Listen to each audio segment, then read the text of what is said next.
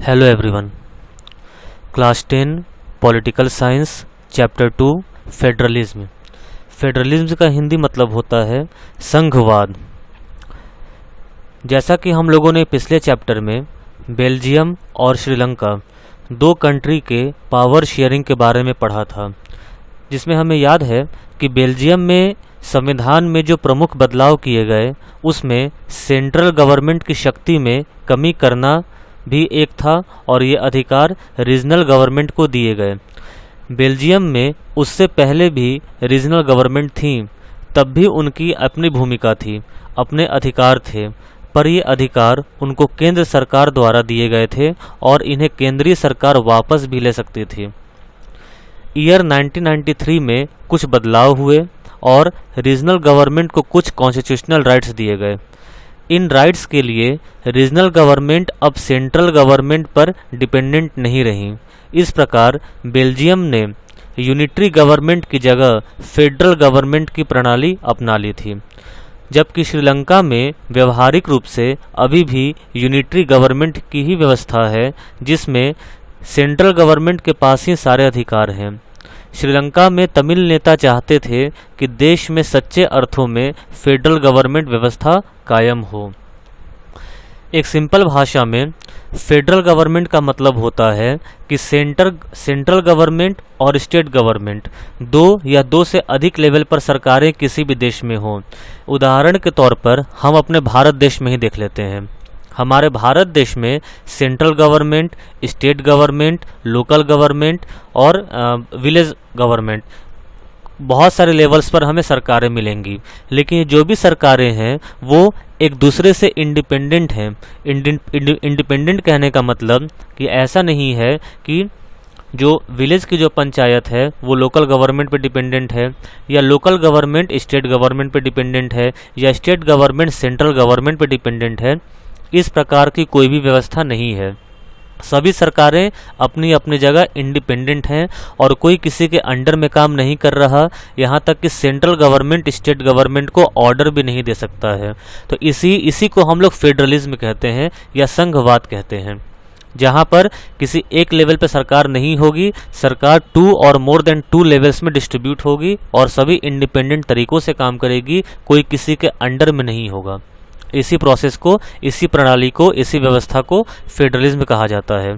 तो इस चैप्टर में हम लोग इसी चीज़ के बारे में समझेंगे कि फेडरलिज्म है क्या, कितने तरह की सरकारें होती हैं, फेडरलिज्म के क्या क्या फीचर्स हैं, कितने प्रकार की है। फिर हम लोग भारत में चर्चा करेंगे कि भारत में फेडरलिज्म किस तरीके से यहाँ की शासन व्यवस्था में शामिल है। तो इस चैप्टर में हम लोग इन टॉपिक्स के बारे में चर्चा करेंगे। तो आइए शुरू करते हैं। तो इंट्रोडक्शन में हम लोग जानेंगे meaning of federalism, unitary and federal governments, features of federalism and types of federalism. तो meaning of federalism, earlier kings used to be owner and centre of all powers. शुरुआत में हम लोगों ने इतिहास में पढ़ा है कि जो राजा होते थे उन्हीं के पास पूरे देश की शक्ति केंद्रित होती थी, यानी राजा को ही एकाधिकार प्राप्त था कि किसी भी विषय पर उसी का डिसीजन आखिरी डिसीजन होगा। The American war of independence brought the era of rule by constitutions. लेकिन जब अमेरिका में जब आज़ादी की लड़ाई हुई, अमेरिकन वॉर ऑफ इंडिपेंडेंस हुआ, तब वहाँ से संवैधानिक प्रणाली सत्ता में आनी शुरू हुई। Revolutions in Europe brought monarchies under constitutions. और हम लोगों ने यूरोप के क्रांति में क्लास 9th में हम लोगों ने यह देखा था कि यूरोप में पहले मोनार्कीज थी, लेकिन वहाँ पर भी जब क्रांति होने शुरू हुए तो मोनार्कीज को भी संविधान के दायरे के अंदर आना पड़ा। Democracies were established and constitution specified the power of governing bodies. और हर जगह गणतंत्र, डेमोक्रेसी का मतलब गणतंत्र की स्थापना हुई और संविधान में ही जो शक्तियां लिखी गई थीं, संविधान में जो नियम कानून दिए गए थे, उन्हीं नियम कानून के आधार पर जो सरकारें थीं वो सरकार चलाती हैं और चलाती थीं भी पहले। This power division goes 2 ways, either one level of government having all the powers or 2 or more level of governments having their respective powers and authority। और इस तरह के पावर डिवीज़न में, इस तरह की पावर शेयरिंग में दो तरीके की सरकार बनी। या तो बस एक ही लेवल की सरकार हो जो जिसके पास सारी शक्तियां निहित हों, लेकिन यहाँ भी जो सरकार है ये कोई एक तरह से हम लोग कह सकते हैं कि उसे तानाशाही नहीं है, यानी संविधान बनी हुई है, संविधान में दिए गए नियमों के मुताबिक ही सरकार को काम करना है, लेकिन सिर्फ एक ही लेवल पे सरकार बनी हुई है। या 2 और मोर लेवल ऑफ गवर्नमेंट्स कि संविधान में जो नियम कानून दिए गए हैं उसी के आधार पर सरकार काम करेगी, लेकिन वो सरकार पूरे देश के लिए एक नहीं होगी, एकल सरकार नहीं होगी, बल्कि 2 या उससे भी अधिक लेवल पर सरकारें बटी हुई होंगी और संविधान में दिए गए पावर्स और अथॉरिटी के मुताबिक ही काम करेंगी। Federalism is a system of government in which the power is divided between a central authority and various constituent units of the country। और फेडरलिज्म यानी कि संघवाद ये सरकार की एक ऐसी प्रणाली है जिसमें जो शक्तियां हैं वो केंद्रीय सरकार यानी सेंट्रल गवर्नमेंट और राज्य सरकार यानी स्टेट गवर्नमेंट, दो तरह की सरकारों में बटी होती है। यानी जो सरकार है वो दो लेवल पर होगी, एक केंद्रीय सरकार अलग होगी और राज्य सरकार अलग होगी। सेंट्रल गवर्नमेंट अलग होता है और स्टेट गवर्नमेंट अलग होता है, जैसा कि हमारे भारत देश में भी है। हमारे भारत देश में जो सेंट्रल गवर्नमेंट की पार्टी है वो है बीजेपी, लेकिन इसका मतलब ये तो नहीं कि जितने भी जो बीजेपी जो सेंट्रल गवर्नमेंट में बैठी हुई है वो पूरे देश को संचालित कर रही है, लेकिन उसके अलावे भी हर स्टेट में भी अलग अलग गवर्नमेंट्स हैं और वह स्टेट गवर्नमेंट अपने अपने स्टेट्स को रिप्रेजेंट कर रही हैं। यानी स्टेट का जो भी फैसला होगा वो स्टेट गवर्नमेंट लेगी और सेंट्रल गवर्नमेंट उसमें इंटरफेयर नहीं कर सकती है। इसी को फेडरलिज्म कहा जाता है, संघवाद कहा जाता है। Central government is meant for the entire country while the state governments are meant to look day to day administration of their respective states. Central government का मतलब है कि वो पूरे देश को तो संचालित कर ही रही है, लेकिन जो स्टेट गवर्नमेंट है वह अपने राज्य स्तर पर राज्य की जो एडमिनिस्ट्रेशन है उसको संचालित करती है। यानी सेंट्रल गवर्नमेंट एक यूनियन जो भी फैक्टर्स होते हैं, यूनियन जो भी डिसीजंस होते हैं उनको लेती है, लेकिन स्टेट गवर्नमेंट स्टेट लेवल के डिसीजंस लेती हैं और उस पर काम करती हैं। अब यूनिटरी गवर्नमेंट और फेडरल गवर्नमेंट, यहाँ पर हमने दो तरह की सरकारें देखी, यूनिटरी गवर्नमेंट और फेडरल। इन दोनों में डिफरेंस क्या है, दोनों क्या होती हैं, इसके बारे में समझते हैं। Unitary government it is one level of government, यानी जो यूनिटरी गवर्नमेंट होती है वो बस एक ही लेवल की गवर्नमेंट होती है, उसमें बस एक ही सरकार होती है, जिससे हम लोग हिंदी में एकल सरकार भी कहते हैं। जबकि फेडरल गवर्नमेंट संघीय सरकार 2 और मोर लेवल ऑफ गवर्नमेंट्स, जहां पर सरकार के 2 या 2 से अधिक स्तर भी हो सकते हैं। यूनिटरी में सब यूनिट्स आर सब ऑर्डिनेट टू सेंट्रल गवर्नमेंट, यानी कि यूनिटरी गवर्नमेंट में यूनिटरी गवर्नमेंट के अंदर जो भी सरकारें हैं छोटी मोटी वो सब सेंट्रल गवर्नमेंट यानी कि उससे वन लेवल ऑफ गवर्नमेंट जो सबसे ऊपर जो सरकार बैठी हुई है उस पर डिपेंडेंट होते हैं, सेंट्रल गवर्नमेंट पर डिपेंडेंट होते हैं, उसके अधीन में ही काम करते हैं।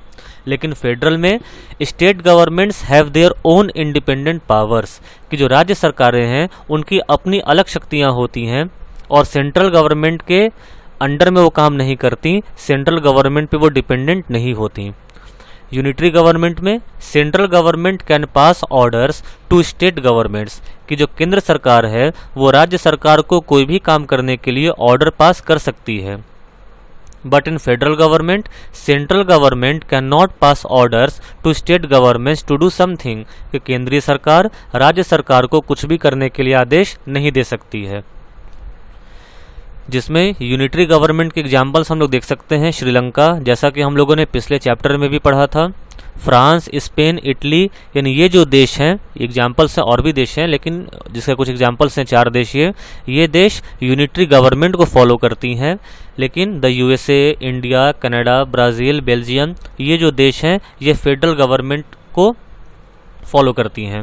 दैट मीन्स कि इन देशों में सिर्फ एक ही स्तर की सरकार है, वन लेवल ऑफ गवर्नमेंट है, और जो क्षेत्रीय सरकार जो बनी हुई है वो केंद्रीय सरकार के अधीन में होती हैं, उनके डिपेंडेंट होती हैं, और केंद्रीय सरकार इन क्षेत्रीय सरकारों को ऑर्डर दे सकती है कोई भी काम करने के लिए। लेकिन इसके उल्ट अगर हम फेडरल गवर्नमेंट में आते हैं, इन देशों में जो सरकार है वहाँ पर 2 और more than 2 levels of government हैं, जिसमें स्टेट गवर्नमेंट सेंट्रल गवर्नमेंट पे डिपेंडेंट नहीं होती, उनकी अपनी अलग अथॉरिटी होती है, उनकी अपनी अलग पावर होती है, और केंद्र सरकार राज्य सरकार को कुछ भी करने के लिए निर्देश नहीं दे सकती, उसको मजबूर नहीं कर सकती कि जैसा सेंट्रल गवर्नमेंट कह रही है वैसा ही काम करना होगा। अब हम लोग देखते हैं कि फेडरलिज्म के क्या क्या फीचर्स होते हैं, संघवाद की क्या क्या विशेषताएं होती हैं। पहला, 2 और मोर लेवल ऑफ गवर्नमेंट। जैसा हमने देखा कि फेडरलिज्म में 2 या 2 से अधिक स्तर की सरकारें होती हैं। The constitution specifies the jurisdiction of respective level of government in matters of legislation, taxation and administration. कि इस तरह के देशों में संविधान बने होते हैं और संविधान में ही दायरा बंधा हुआ होता है। जुरिस्डिक्शन का मतलब कि उनके न्याय करने का एक दायरा बंधा हुआ है कि जो सरकारें हैं वो किस दायरे में, चाहे वो लेजिस्लेशन से संबंधित हो, चाहे टैक्सेशन से हो या एडमिनिस्ट्रेशन की हो, हर सरकार की अपने अपने दायरे बंधे हुए हैं और वो उस दायरे के अंदर रहकर ही काम कर सकती है, अपने दायरे से बाहर निकलकर काम नहीं कर सकती है। The existence and authority of each tier of government is constitutionally guaranteed। और जो भी शक्तियां दी गई हैं, जो भी अथॉरिटी दी गई हैं हर गवर्नमेंट को, हर लेवल ऑफ गवर्नमेंट को, वो संविधान में लिखित हैं। यानी कि कोई मुजबानी कोई अधिकार नहीं दिए गए हैं, बल्कि संविधान में वो लिखित अधिकार हैं और उन्हीं लिखित अधिकारों के बुनियाद पर सरकार को कार्य करना होता है। Different levels of government govern the same citizens. कि सरकारें भले ही अलग अलग स्तर पर बटी हुई हों, लेकिन वो एक ही नागरिक पर काम करते हैं। यानी जैसे इस वक्त हमारे देश में सेंटर में बीजेपी है और अलग अलग स्टेट्स में अलग अलग पॉलिटिकल पार्टीज की सरकारें बनी हुई हैं, तो सेंट्रल गवर्नमेंट हो चाहे स्टेट गवर्नमेंट हो, वो शासन तो आखिर हम पर ही कर रही है। यानी सेंट्रल गवर्नमेंट भी हम पर ही शासन कर रही है और स्टेट गवर्नमेंट भी हम पर शासन कर रही है। यानी सिटीजन्स बटे हुए नहीं है कि सेंट्रल गवर्नमेंट उन पर्टिकुलर सिटीजन पर शासन करेगी और स्टेट गवर्नमेंट उन पर्टिकुलर सिटीजन पर गवर्न करेंगी, ऐसी कोई बात नहीं है। दोनों ही सरकारों में सिटीजन सेम है, लेकिन दोनों सरकारों का जो काम करने का दायरा है वो अलग अलग है। नागरिक अलग अलग नहीं है, उनके सिर्फ काम करने का दायरा अलग अलग है। Fundamental provisions of the constitution can not be changed unitary by the central government. यानी कि संविधान में अगर कोई भी चेंजेस करने हो तो वो सिर्फ केंद्रीय सरकार के इच्छा से नहीं हो जाएगा। केंद्र सरकार ने चाहा और उसने संविधान में कोई भी परिवर्तन कर दिए, ऐसा संभव नहीं है। संविधान में परिवर्तन करने के लिए क्या क्या उसके स्टेप्स होते हैं, इस चैप्टर में हम लोग आगे देखेंगे। Courts have the powers to interpret the constitution as well as settle disputes between government. और कोर्ट्स यानी कचहरी, यानी कि जो जुडिशरी है, उसे इतनी पावर दी गई है कि वो संविधान में कुछ चेंजेस कर सकें, लेकिन चेंजेस करने के भी अपने एक नियम कानून है। ऐसा नहीं है कि जो कचहरी हैं, जो जजेस बैठे हुए हैं, वे अपने मन मर्जी से संविधान में कोई भी परिवर्तन कर देंगे, ऐसा कतई नहीं है। कुछ नियम कानून को फॉलो करते हुए, रेगुलेशंस को फॉलो करते हुए कोर्ट उसमें इंटरप्रेट कर सकती है। और साथ ही साथ अगर अलग अलग सरकारों, यानी कि जो अलग अलग लेवल पे सरकारें बनी हुई हैं, अगर उन सरकार में कोई कन्फ्लिक्ट होता है, कोई डिस्प्यूट होता है, तो डिस्प्यूट को भी दूर करती है। Sources of revenue for each level of government are clearly specified to ensure financial autonomy.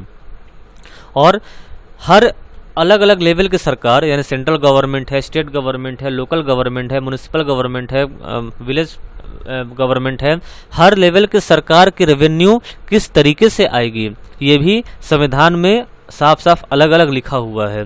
यानी कि जो टैक्सेशन का जो तरीका है वो हर लेवल के सरकार का अलग अलग होता है। ऐसा नहीं है कि हर तरह के टैक्स हर तरह की सरकार लेनी शुरू कर देगी, ऐसा बिल्कुल भी नहीं है। सेंट्रल गवर्नमेंट के अलग टैक्सेशन अथॉरिटी है और स्टेट लेवल के अलग टैक्सेशन अथॉरिटीज़ हैं।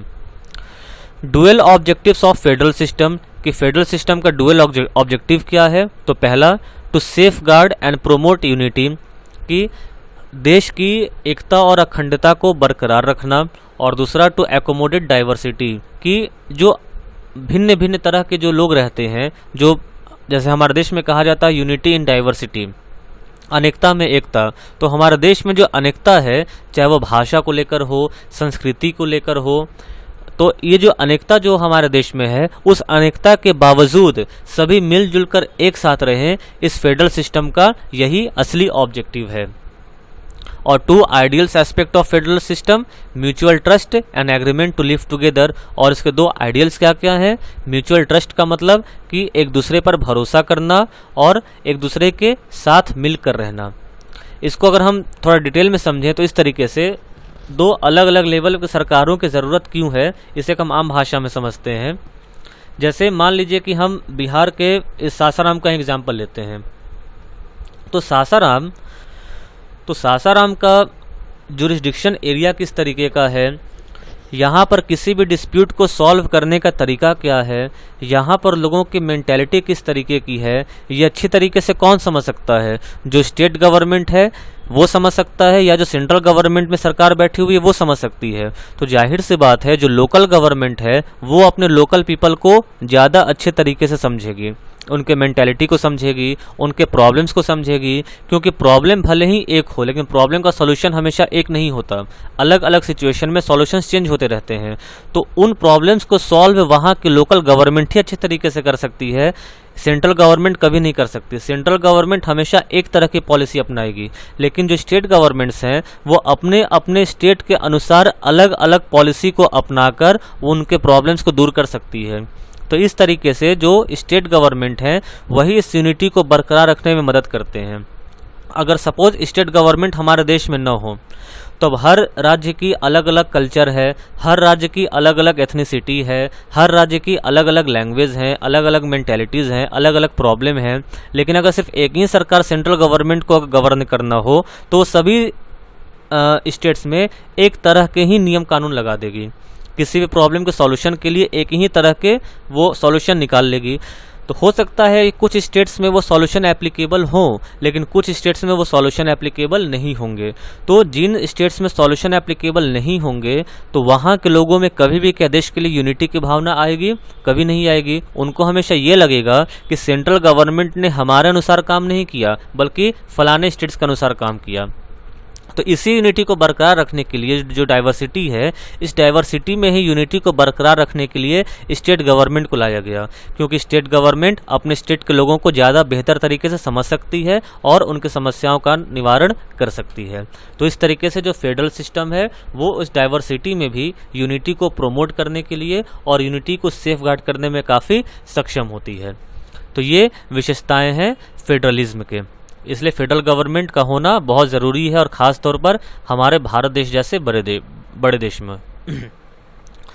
अब ये देखते हैं कि जो फेडरेशन है वो कितने तरह के होते हैं। यहाँ तक हमने देखा कि सरकार कितने तरह की हुई, सरकार 2 तरह की हुई, यूनिटरी गवर्नमेंट और फेडरल गवर्नमेंट। अब जो फेडरल गवर्नमेंट है वो भी 2 तरीके की होती है, इन दोनों के बारे में हम लोग समझते हैं।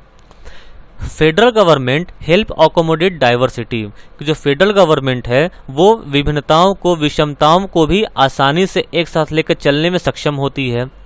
Belgium and India are good examples of it. जैसा कि हमने पिछले चैप्टर में बेल्जियम के बारे में पढ़ा, तो वहाँ की हमने एथनिसिटी देखी, तो वहाँ की हमने सिचुएशन देखी कि वहाँ पर फेडरल गवर्नमेंट किस तरीके से कारगर है। और इंडिया में भी जैसा भी हम लोगों ने एक एग्जांपल अभी हम लोगों ने देखा कि अलग अलग स्टेट्स की अलग अलग एथनिसिटी होती है, अलग अलग कल्चर होते हैं, अलग अलग लैंग्वेज होते हैं, तो स्टेट गवर्नमेंट उसको अच्छे तरीके से समझती है, तो यूनिटी बरकरार रखती है। तो बेल्जियम और इंडिया फेडरल गवर्नमेंट के काफ़ी अच्छे एग्जाम्पल हैं। Bigger countries adopt federalism for effective and efficient administration. तो जो बड़े बड़े देश हैं वो एक बहुत ही इफेक्टिव और एफिशिएंट एडमिनिस्ट्रेशन के लिए ही फेडरल गवर्नमेंट को अपनाते हैं, यानी कि सुचारू तरीके से उनके देश में सरकारें चलती रहें, सुचारू तरीके से उनके देश में एडमिनिस्ट्रेशन चलता रहे, इसलिए वो संघवाद की प्रणाली को अपनाते हैं। Federation are formed via 2 routes. अब जो फेडरेशन है वो भी 2 तरीके की होती है, coming together type and holding together type. अब ये दोनों क्या है देखते हैं। कमिंग टुगेदर टाइप यानी दोनों फेडरल गवर्नमेंट ही है, लेकिन फेडरल गवर्नमेंट में भी ये 2 अलग अलग तरीके के शासन होते हैं।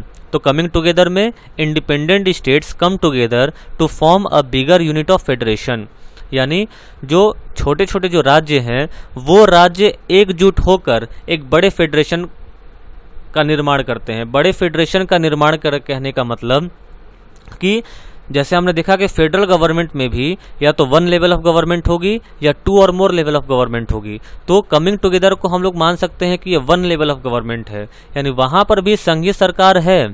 स्टेट्स को भी सेंट्रल पर अलग सरकार होती है और रीजनल पार्टीज भी होती हैं, रीजनल गवर्नमेंट भी होती हैं, लेकिन वो जो रीजनल जो गवर्नमेंट्स होती हैं, रीजनल जो स्टेट्स बने हुए हैं, वो छोटे छोटे स्टेट्स मिलकर आपस में एक समूह बनाते हैं और वो एक ही सरकार बनाते हैं जो इन सारे स्टेट्स पर शासन करती है।